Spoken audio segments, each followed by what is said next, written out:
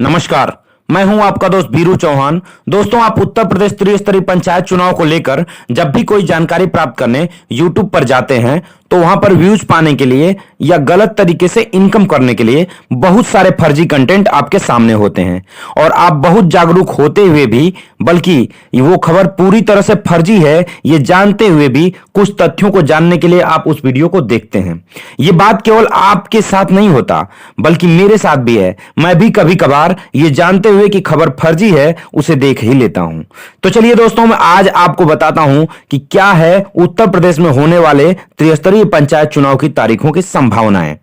तो दोस्तों, सबसे पहले यह जान लीजिए कि जिला पंचायत, क्षेत्र पंचायत, ग्राम पंचायत, ये सभी चुनाव पिछली बार के विपरीत एक साथ ही होने जा रहे हैं।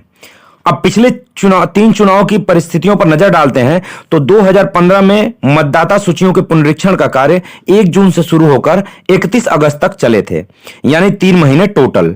फिर सितंबर माह में, यानी केवल 1 माह में, चुनाव सामग्रियों, परिसीमन, आरक्षण व नामांकन से संबंधित कार्य पूरे किए गए और 9 अक्टूबर से 29 अक्टूबर तक चुनाव हुए थे। ये जिला पंचायत और क्षेत्र पंचायतों के चुनाव हुए थे 2015 में सबसे पहले, तो इसलिए मैं उस आंकड़े को बता रहा हूं आपको। यानी 3 महीने मतदाता पुनरीक्षण सितंबर, और ये पूरा हो गया। और सितंबर महीने में, यानी 1 महीने चुनाव सामग्रियों, परिसीमन, आरक्षण और नामांकन का कार्य पूरा हुआ था और 1 महीने उसके बाद चुनाव और परिणाम में लगे थे। उसी प्रकार 2010 में मतदाता पुनरीक्षण भी 2015 के जैसे ही हुआ था। जून से शुरू होकर अंतिम अगस्त तक, यानी कुल 3 माह खर्च हुए और परिसीमन, आरक्षण व नामांकन सहित कुल मिलाकर के सितंबर माह खर्च हो गया, यानी कुल 1 महीने खर्च हुए। फिर 11 अक्टूबर से 25 अक्टूबर 2010 तक ये चुनाव हुए और रिजल्ट आ गए, उसमें 1 महीने खर्च हुए।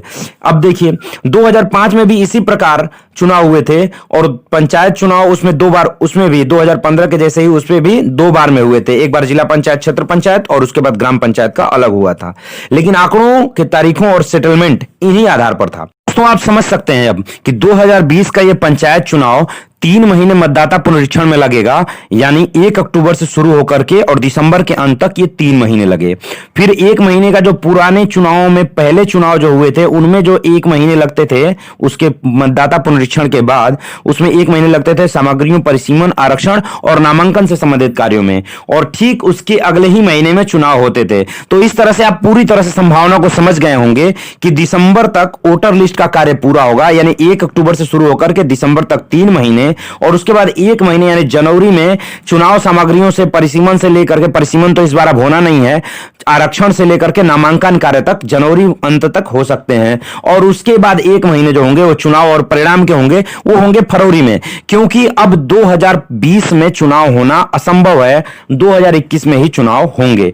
तो वीडियो अगर आपको पसंद आया हो तो लाइक करें और चैनल मेरा सब्सक्राइब कर लीजिए ताकि चुनाव से संबंधित और राजनीति से संबंधित और प्रेरणात्मक वीडियो से संबंधित आपको जानकारी हम हमेशा उपलब्ध कराते रहेंगे। धन्यवाद।